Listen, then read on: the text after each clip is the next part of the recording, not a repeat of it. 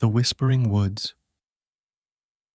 In the heart of the ancient whispering woods, where shadows danced and moonlight barely penetrated the thick canopy, there stood an old, crumbling cabin.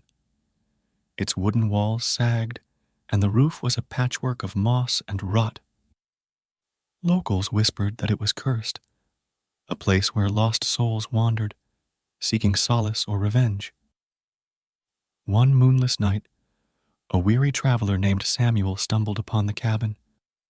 His boots sank into the damp earth as he approached, drawn by an unseen force. The door creaked open, revealing darkness within. Samuel hesitated, but stepped over the threshold, unable to resist the pull. The air inside was thick, suffocating. Candlelight flickered, casting elongated shadows on the walls. Samuel's breath hitched as he noticed the portraits, faces twisted in agony, eyes hollow and accusing.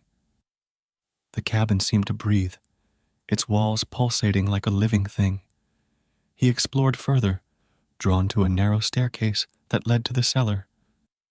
The steps groaned under his weight, and the air grew colder.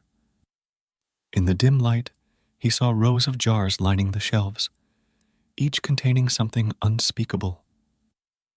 Eyes, fingers, hearts, the remnants of those who had crossed the cabin's threshold. Samuel's heart raced as he reached the last jar. Inside floated a pale, shriveled tongue. It twitched, as if trying to form words.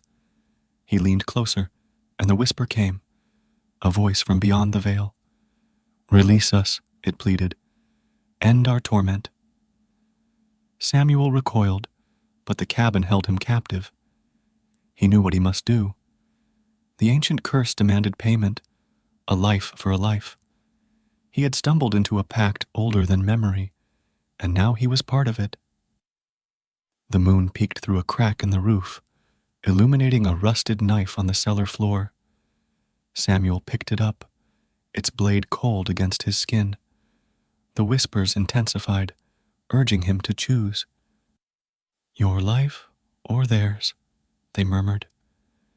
His breath trembled as he climbed the stairs, back to the main room.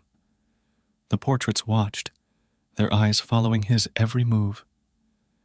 Samuel's gaze settled on the largest one, a woman with sunken cheeks and hollow eyes.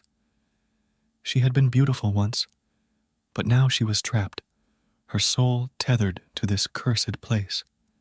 "Forgive me," Samuel whispered, raising the knife. The cabin shuddered, and the walls bled. The woman's lips moved, forming a single word: "Release."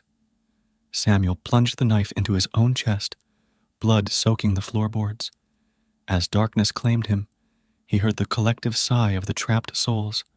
Their agony finally eased, and the whispering woods whispered their gratitude.